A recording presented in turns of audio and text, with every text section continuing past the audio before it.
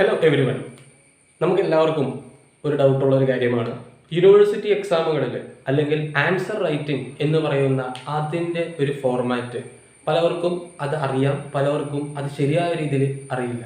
അപ്പോൾ നമുക്ക് നോക്കാം എങ്ങനെ നമുക്ക് പരീക്ഷകളിൽ, യൂണിവേഴ്സിറ്റി എക്സാമുകളിൽ അല്ലെങ്കിൽ കോമ്പറ്റേറ്റീവ് എക്സാമുകളിൽ നല്ല രീതിയിൽ ആൻസർ റൈറ്റ് ചെയ്യാൻ പറ്റുന്നത്.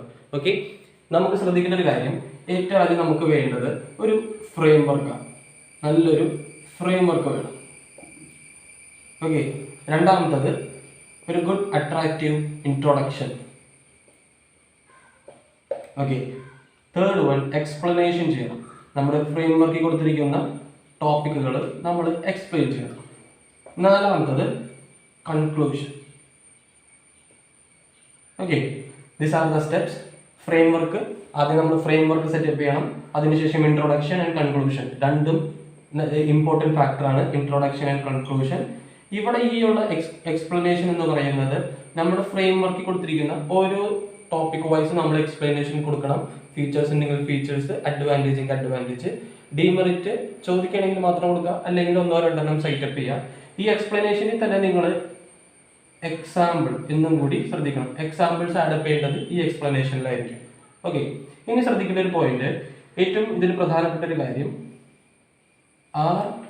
RIG നമ്മൾ എഴുതുന്ന സമയത്ത്, ഏതൊരു ആൻസർ റൈറ്റിംഗ് ചെയ്യുന്ന സമയത്ത് ഈ RIG ഈ റൂൾ നമ്മൾ ചിന്തിക്കണം.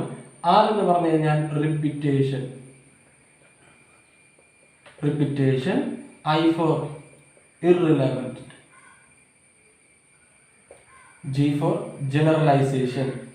ഓക്കെ, നമ്മൾ പൊതുവെ ഒരു ക്വസ്റ്റ്യൻ ആൻസർ ചെയ്യുമ്പോൾ നമ്മൾ ഈ ഒരു കാര്യം തന്നെ റിപ്പീറ്റ് ചെയ്തുകൊണ്ടിരിക്കും. എല്ലാ സെന്റൻസിലും, എല്ലാ പാരഗ്രാഫിലും റിപ്പീറ്റേഷൻ ചെയ്തുകൊണ്ടിരിക്കും. അപ്പം അങ്ങനെ ചെയ്യുമ്പോൾ നമ്മുടെ സ്റ്റാൻഡേർഡ് ഓഫ് ആൻസർ എന്ത് ചെയ്യും?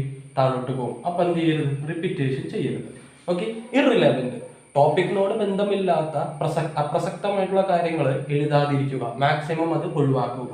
ഓക്കെ, ഇനി G ജനറലൈസേഷൻ, പൊതു രീതിയിലുള്ള അഭിപ്രായങ്ങൾ അല്ലെങ്കിൽ ഒന്ന് പൊതുവൽക്കരിക്കുക, അത് മാക്സിമം അവോയ്ഡ് ചെയ്യുക.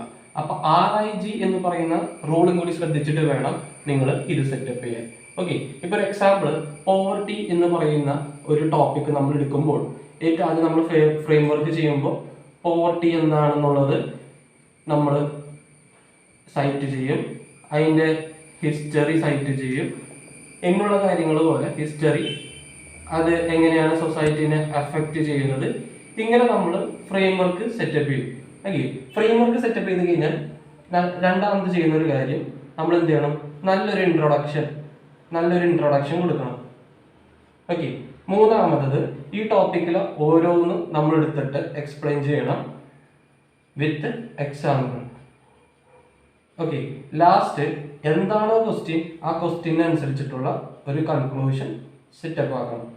അപ്പോൾ ഈ ഒരു രീതിയിൽ ആൻസർ റൈറ്റിംഗ് ചെയ്യുകയാണെങ്കിൽ നമ്മുടെ സ്റ്റാൻഡേർഡ് ഓഫ് ആൻസർ റൈറ്റിംഗ് കൂടുകയും ചെയ്യും. അതേപോലെ നമ്മുടെ എക്സാമുകളിൽ നമ്മൾ സ്കോർ ചെയ്യുന്ന മാർക്ക് കൂടുകയും ചെയ്യും.